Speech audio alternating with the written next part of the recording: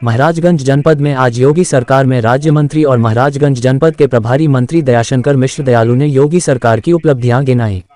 उन्होंने press conference करके बताया कि मोदी सरकार के नेतृत्व में प्रदेश के मुखिया योगी आदित्यनाथ के द्वारा प्रदेश के प्रगति के लिए 24 घंटे कार्य कर रहे हैं और डबल इंजन की सरकार में चौमुखी विकास हो रहा है। मैं प्रदेश सरकार का धन्यवाद देना चाहता हूं कि अपने प्रदेश को अव्वल राज्य बनाया गया है। हमारे प्रदेश में गरीबों को पीएम आवास भरपूर दिया गया है।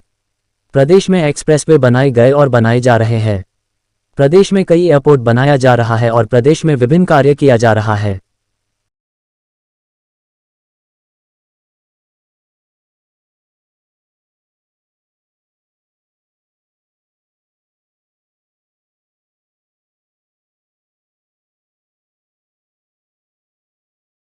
सबसे पहले तो देश के कुशल दुनिया के सबसे लोकप्रिय नेता परमादरणीय नरेंद्र मोदी जी के विज़न के बाद उत्तर प्रदेश के मुखिया के कर्मठ और 24 घंटा काम करते हुए उत्तर प्रदेश की प्रगति कि ये जो 8 साल बीते हैं ये बेमिसाल इसलिए कहे जा रहे हैं कि बेदाग है।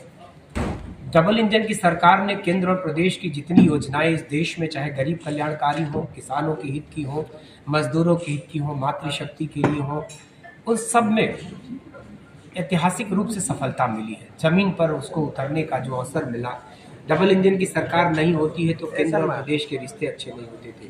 लेकिन इन पिछले 8 वर्षों में सारी केंद्र की योजनाएं, आपको सुन के अच्छा लगेगा कि केंद्र की जितनी योजनाएं हैं, चाहे वो गरीब को अनाज देना हो, 15 करोड़ गरीबों को अनाज उत्तर प्रदेश देता है, वो भी अव्वल है।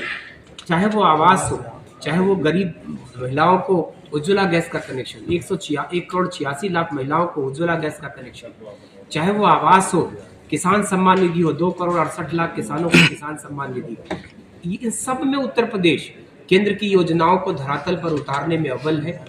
और इन सारी योजनाओं की प्रगति से उत्तर प्रदेश को लाभ पहुंचा है। प्रधानमंत्री आवास में भी हम देश में अव्वल है। प्रधानमंत्री आवास के साथ साथ उत्तर प्रदेश में मुख्यमंत्री जी के द्वारा भी आवास बनाए जा रहे हैं। सड़कों के लिए उत्तर प्रदेश आज देश में एक्सप्रेसवे का प्रदेश कहा जा रहा है। सबसे ज्यादा एक्सप्रेसवे 6 बन चुके हैं, 11 एक्सप्रेसवे पे उत्तर प्रदेश में काम हो रहा है। 21 एयरपोर्ट, 16 देशी और जिसको आप अंतर्देशीय कहते हैं, और 5 एयरपोर्ट इंटरनेशनल, जिसमें आपको पता है कि अयोध्या का इंटरनेशनल फुल फ्लेज काम कर रहा है, बनारस, लखनऊ, और सबसे बड़ा एशिया का सबसे बड़ा एयरपोर्ट जेवर में बन रहा। ये वो प्रदेश है जिसमें कि आज यातायात की सुविधा के लिए एयरपोर्ट, इनलैंड वाटरवे की शुरुआत हो गई है। हल्दिया से लेकर बनारस तक से जहाज चल रहे हैं, जिससे कि बहुत सारे सामान का ट्रांसपोर्टेशन हो रहा है। उसी को प्रयागराज तक बढ़ा रहे हैं, उसी को फिर अयोध्या तक लाना है कि अब जहाज से अंतर जो हमारी नदियां हैं उसमें पानी के जहाज से अंतर्देशीय परिवहन होगा। अभी एक यात्रा हुई काशी से लेकर डिब्रूगढ़ तक, वो दुनिया के इतिहास में 2700 किलोमीटर से ज़्यादा के अंतर्देशीय जल परिवहन का एक नायाब उदाहरण था। इसमें दूसरे विदेश के नागरिकों ने करीब वाया बांग्लादेश होते हुए दूसरे देश से गुजरते हुए फिर वो डिब्रूगढ़ तक की यात्रा थी। तो ये देश में नए प्रयोग, उत्तर प्रदेश उसका साक्षी बन रहा है। और उत्तर प्रदेश के मुख्यमंत्री जी ने कानून का राज कायम किया। दुनिया के सबसे बड़े धार्मिक आयोजन कुंभ का आपने देखा कि 66.30 करोड़ लोग, तो इतने लोगों को इस आयोजन को सफल बना के आध्यात्मिक रूप से देश की जो आस्था का सबसे बड़ा केंद्र था प्रयागराज, उसको बल दिया। देश की एकता को, अनेकता को बढ़ावा दिया। एक भारत श्रेष्ठ भारत का इससे अच्छा कोई उदाहरण नहीं था। लोग देश को कहते हैं कि अनेक जातियों धर्मों में बटा देश है।